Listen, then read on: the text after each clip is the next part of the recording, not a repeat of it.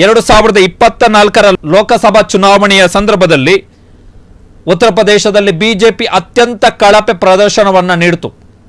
ಲೋಕಸಭಾ ಚುನಾವಣೆಯಲ್ಲಿ ಬಿಜೆಪಿ ಬಹುಮತವನ್ನು ಕಳೆದುಕೊಳ್ಳಲಿಕ್ಕೆ ಅಥವಾ ಬಹುಮತ ಸಿಗದೇ ಇರೋದಕ್ಕೆ ಮುಖ್ಯ ಕಾರಣಗಳಲ್ಲಿ ಉತ್ತರ ಪ್ರದೇಶದಲ್ಲಿ ಕೊಟ್ಟಂತಹ ಪೇಲವ ಪ್ರದರ್ಶನ. ಅದರಲ್ಲಿ ವಿಶೇಷವಾಗಿ ಪ್ರಮುಖವಾಗಿ ಉತ್ತರ ಪ್ರದೇಶದ ಪತ್ರಕರ್ತರು ಮಾಧ್ಯಮದವರು ಹೇಳ್ತಾ ಇರುವಂಥದ್ದೇನು ಅಂತ ಹೇಳಿದ್ರೆ, ಯೋಗಿ ಆದಿತ್ಯನಾಥ್ ಅವರನ್ನ ಪ್ರಧಾನಮಂತ್ರಿ ನರೇಂದ್ರ ಮೋದಿ ಮತ್ತು ಅಮಿತ್ ಶಾ ಇಬ್ಬರು ಕಡೆಗಣಿಸಿದ್ರ ಕಾರಣಕ್ಕೋಸ್ಕರ ಈ ಹೊಡೆತ ಬಿತ್ತು ಅಂತೇಳಿ. ಹೀಗಾಗಿ ಹೊಸ ಅಧ್ಯಕ್ಷರನ್ನ ನೇಮಿಸಲು ಬಿಜೆಪಿ ಮತ್ತು ಆರ್ಎಸ್ಎಸ್ ತೀರ್ಮಾನವನ್ನ ಕೈಗೊಂಡಿದೆ. ಸದ್ಯ ಉತ್ತರ ಪ್ರದೇಶ ಬಿಜೆಪಿ ಅಧ್ಯಕ್ಷರಾಗಿದ್ದಾರೆ ಭೂಪೇಂದ್ರ ಸಿಂಗ್ ಚೌಧರಿ. ಯುಪಿಯಲ್ಲಿ ದಲಿತ, ಒಬಿಸಿ, ಆದಿವಾಸಿಗಳ ಸುತ್ತಲೇ ರಾಜಕೀಯ ನಿಂತಿರುವ ಕಾರಣ ಅವರ ಬೆಂಬಲ ಇಲ್ಲದೆ ಚುನಾವಣೆಯನ್ನ ಮಾಡಕ್ಕಾಗಲ್ಲ. 2024ರ ಲೋಕಸಭಾ ಚುನಾವಣೆಯ ಸಂದರ್ಭದಲ್ಲಿ ಉತ್ತರ ಪ್ರದೇಶದ ಮಾಜಿ ಮುಖ್ಯಮಂತ್ರಿ ಅಖಿಲೇಶ್ ಸಿಂಗ್ ಯಾದವ್ ಒಂದು ವೆರಿ ಇಂಪಾರ್ಟೆಂಟ್ ಕ್ಯಾಸ್ಟ್ ಕಾಂಬಿನೇಷನ್ ಅನ್ನ ಮುಂದೆ ತಂದಿದ್ರು. ಅದು ಏನು ಅಂತ ಹೇಳಿದ್ರೆ, ಹಿಂದುಳಿದ, ದಲಿತ ಮತ್ತು ಮುಸಲ್ಮಾನ ಅಂತೇಳಿ ಪಿಚಡ. ಈ ಕಾನ್ಸೆಪ್ಟ್ ಅನ್ನು ಹೇಗೆ ಕರ್ನಾಟಕದಲ್ಲಿ ಅಹಿಂದ ಫಾರ್ಮೇಶನ್ ಅನ್ನು ಮುಖ್ಯಮಂತ್ರಿ ಸಿದ್ದರಾಮಯ್ಯನವರು ತಂದ್ರು, ಅದೇ ತರ 2024ರ ಲೋಕಸಭಾ ಚುನಾವಣೆಯಲ್ಲಿ ಅದೇ ಫಾರ್ಮೇಶನ್, ಅದೇ ಫಾರ್ಮುಲಾದೊಂದಿಗೆ ಅಖಿಲೇಶ್ ಸಿಂಗ್ ಯಾದವ್ ಅವರ ಸಮಾಜವಾದಿ ಪಕ್ಷ, ಕಾಂಗ್ರೆಸ್ ಚುನಾವಣೆಗೆ ಹೋಯಿತು. ಹೀಗಾಗಿ ಬದಲಾವಣೆ ಆಗಬೇಕು ಅಂತೇಳಿ.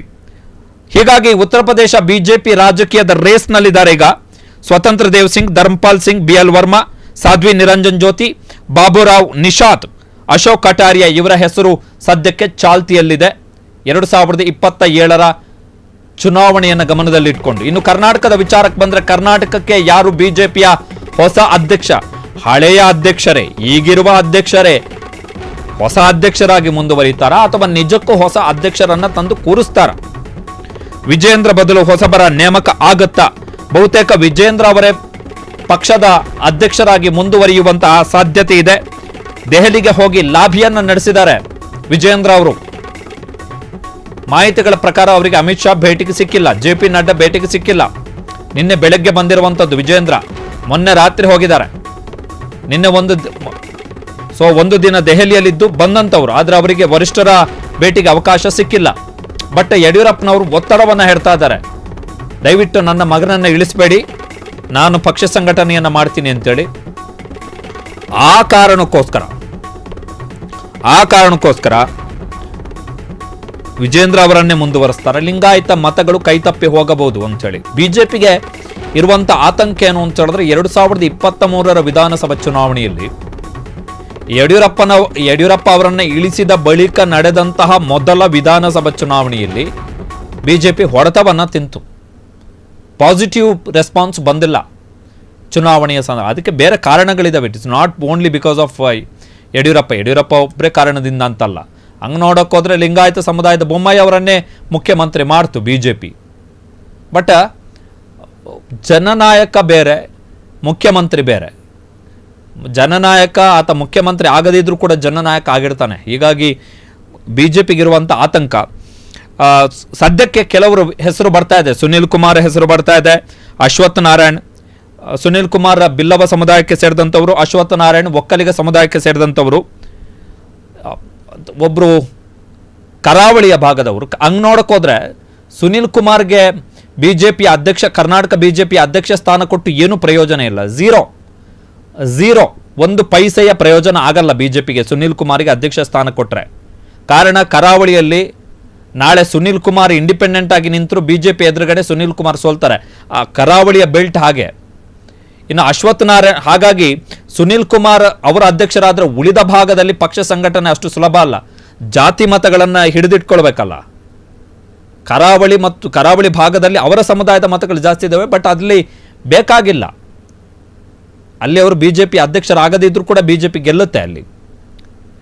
ಅಶ್ವಥ್ ನಾರಾಯಣ್ ವಿಚಾರಕ್ಕೆ ಬಂದರೆ, ಒಕ್ಕಲಿಗರು ಹಳೆ ಮೈಸೂರು ಭಾಗದಲ್ಲಿ ಆಲ್ರೆಡಿ ಕುಮಾರಸ್ವಾಮಿ ಅವರನ್ನು ನೆಚ್ಕೊಂಡು ಕೂತಿದೆ ಬಿಜೆಪಿ. ವೋಟ್ ಡೈವರ್ಟ್ ಆಗುತ್ತೆ ಬಿಜೆಪಿಗೆ ಅಂತೇಳಿ ಒಕ್ಕಲಿಗ ಮತಗಳು. ಹೀಗಾಗಿ ವಿಜೇಂದ್ರ ಅವರನ್ನು ಇಳಿಸಿದ್ರೆ ಒಂದಾ ಲಿಂಗಾಯತ ಲೀಡ್ರನ್ನೇ ತಂದು ಕೂರಿಸ್ಬೇಕು, ಇಲ್ಲ ವಿಜೇಂದ್ರ ಅವರನ್ನು ಇಳಿಸಿ ಒಕ್ಕಲಿಗರನ್ನ ಅಧ್ಯಕ್ಷರನ್ನಾಗಿ ಮಾಡಿದ್ರೆ ಆಗ ವಿರೋಧ ಪಕ್ಷದ ನಾಯಕ ಸ್ಥಾನದಿಂದ ಅಶೋಕ್ ಅವರನ್ನು ಇಳಿಸಿ ಅಲ್ಲಿ ಒಬ್ಬರು ಲಿಂಗಾಯತರಿಗೆ ಸ್ಥಾನ ಕೊಡಬೇಕು. ಈ ಎರಡು ಫಾರ್ಮುಲಾ ವರ್ಕೌಟ್ ಮಾಡಲೇಬೇಕು ಬಿಜೆಪಿ. ಅದರ್ವೈಸ್ ಅಶೋಕ್ ಇಳಿಸದೆ ಅಲ್ಲೂ ಒಕ್ಕಲಿಗರಿಗೆ ಸ್ಥಾನ ಕೊಟ್ಟು ಇಲ್ಲೂ ಒಕ್ಕಲಿಗರಿಗೆ ಸ್ಥಾನ ಕೊಟ್ಟು, ಅಥವಾ ವಿರೋಧ ಪಕ್ಷದ ನಾಯಕ ಸ್ಥಾನಕ್ಕೆ ಬಿಲ್ಲವರಿಗೆ ಸುನಿಲ್ ಕುಮಾರ್ಗೆ ಸ್ಥಾನ ಕೊಟ್ಟು ಬಿಜೆಪಿಯ ರಾಜ್ಯಾಧ್ಯಕ್ಷರನ್ನಾಗಿ ಒಕ್ಕಲಿಗರನ್ನು ಮಾಡಿದ್ರೆ ಕೈ ಹಿಡಿದಿರುವಂತಹ ಲಿಂಗಾಯತ ಮತಗಳು ಕಂಪ್ಲೀಟ್ ಆಗಿ ಡೈವರ್ಟ್ ಆಗಿಬಿಡ್ತವೆ. ಸೊ ಅಂಥ ರಿಸ್ಕನ್ನು ತೆಗೆದುಕೊಳ್ಳುವಂಥ ಸ್ಥಿತಿಯಲ್ಲಿ ಖಂಡಿತವಾಗಿಯೂ ಬಿಜೆಪಿ ಇಲ್ಲ. ಸೊ ವಿಜೇಂದ್ರ ಅವರನ್ನು ಮುಂದುವರಿಸದೇ ಇರಬಹುದು. ಅದು 50-50 ಇದೆ ವಿಜೇಂದ್ರ ಕತೆ. ಬಟ್ ಮಾಹಿತಿಗಳ ಪ್ರಕಾರ ಅಶೋಕ್ನ ಇಳಿಸ್ತಾರೆ. ಅಶೋಕ್ ಅವರನ್ನು ವಿರೋಧ ಪಕ್ಷದ ಸ್ಥಾನದಿಂದ ಇಳಿಸುವುದಂತೂ 100ಕ್ಕೆ 100 ಖಚಿತ, without any single doubt, 1% doubt ಇಲ್ಲದೆ. ಬಟ್ ಬಿಜೆಪಿಯ ರಾಜ್ಯಾಧ್ಯಕ್ಷ ಸ್ಥಾನಕ್ಕೆ ಸಂಬಂಧಪಟ್ಟ ಹಾಗೆ ಏನು ಎನ್ನುವಂಥದ್ದೇ ಕುತೂಹಲ. ಕ್ಷಣ ಕ್ಷಣದ ಸುದ್ದಿಗಳಿಗಾಗಿ ಫ್ರೀಡಂ ಟಿವಿ ಸಬ್ಸ್ಕ್ರೈಬ್ ಮಾಡಿ, ಲೈಕ್ ಮಾಡಿ ಹಾಗೂ ಫಾಲೋ ಮಾಡಿ. ಹೊಸ ಸುದ್ದಿಗಳ ನೋಟಿಫಿಕೇಶನ್ಗಾಗಿ ಬೆಲ್ ಐಕಾನ್ ಮೇಲೆ ಕ್ಲಿಕ್ ಮಾಡಿ.